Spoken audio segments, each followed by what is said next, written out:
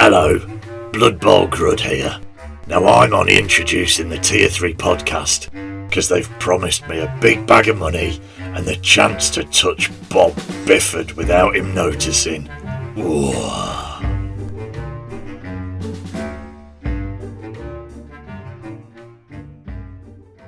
Hello everybody, it's Jay, and as this is the countdown week to 10th edition, we're going to have a quick look at what's coming up on the pre-orders. So stay tuned and we can get straight in with the show.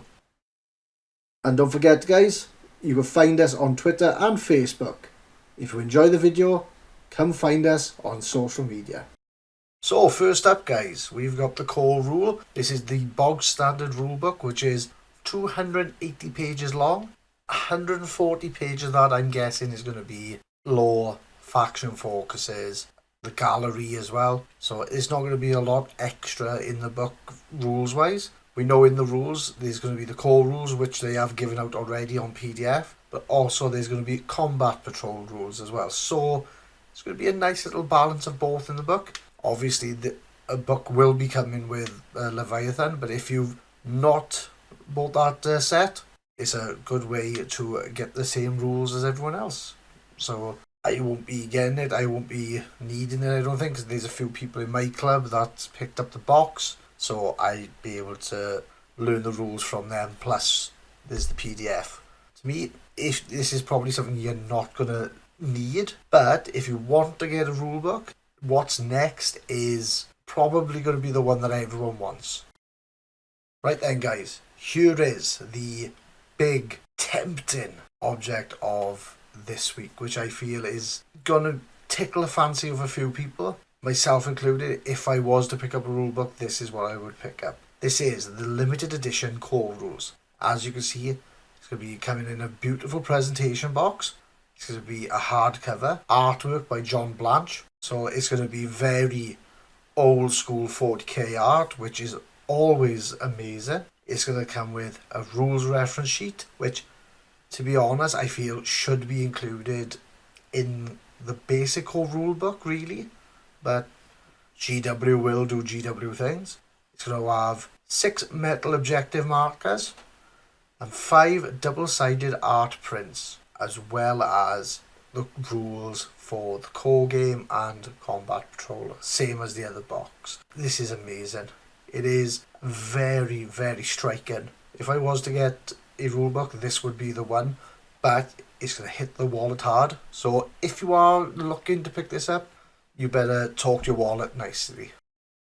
And now we come on to the most GW thing GW has done this week. We can see now that we got the Crusade rules up now. So if you'd like to take on the Crusader format for playing games, this is your book and your limited edition book side by side. Unfortunately, not much of a difference. The only thing is, one's going to have a page marker, which is a ribbon, and it's going to have a soft touch cover. There's nothing fancy like the core rules.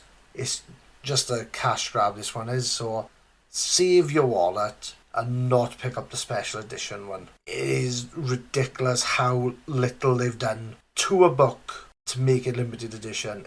They may as well have just said, we changed the font, and the font is worth 20 quid more.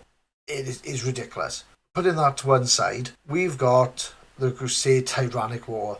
So they've revamped the rules for Crusader, which is going to be 184 pages. The campaign is going to be set through the 4th Tyrannic War. We know, because that's the whole premise of the box set for 10th edition. But what they've said, it's going to be 15 Crusade missions. And to accompany these Crusade missions, they're going to have bespoke battle traits, Crusade relics, Crusade blessings, agendas, Monster Hunter and Behemoth traits. And these are not only Space Marine and Tyrannid relics and agendas, it's going to be for all factions. So if you don't collect NIDs or you don't collect Space Marines, you're not going to miss out on just basic things in this book. So it is open to all armies. So if this is your favoured way of playing, it could be worth picking up, but like I said, steer clear of that limited edition. That is total rip-off. Time for a palate cleanser now, guys. So we know there's going to be index cards on the way. It's going to be the same style as the AOS cards, so it's going to be one for every faction. Each card is going to be a different unit or HQ. Possibly there's going to be some army traits as well, so it's going to be easier for being on the tabletop and organising around your team. Personally, I feel these are going to be the same as the PDF that we've already seen. So if you want to save yourself some money, you could probably print off those PDFs, cut them out so they're back to back, keep them in a folder, and then you're doing the same job. But if you want a nice little card showing you a unit, it's for you. One thing is the PDF you will still have to keep an eye on if in case there's any FAQs, but we can amend the cards as we go on then, couldn't we? So it's up to you. What do you guys think of these cards? Do you think they're a waste of money, or do you think they're going to be worth it? Let me know. Right, guys, last but not least, we have got the chapter approved mission deck Leviathan. It's going to be 66 cards, and there's going to be a card that's going to be containing 6 objectives. So other than these tokens, the 66 cards are going to be broken down to 5 deployment cards, 9 mission cards, 12 mission rules cards, 16 attacker cards, 16 defender cards, and 8 gambit cards, 4 for each attacker and defender. So these cards will be generating the missions for 40k in 10th edition. At the moment it's just going to be the Leviathan deck.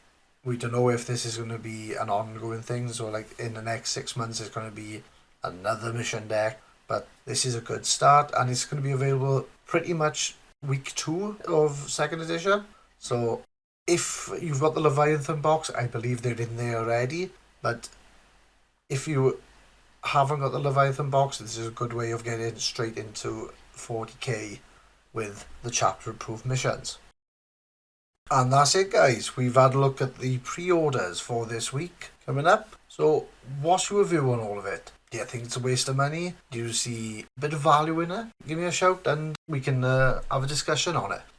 One thing I'm going to say, you cannot convince me that Tyrannic War Special Edition is worth it. That is disgusting, and GW is just taking the piss with that one. But that's just my opinion. Let me know what yours are down below, and if you've stayed with me, thank you for staying with me, and I will catch you in the next one. Thank you very much.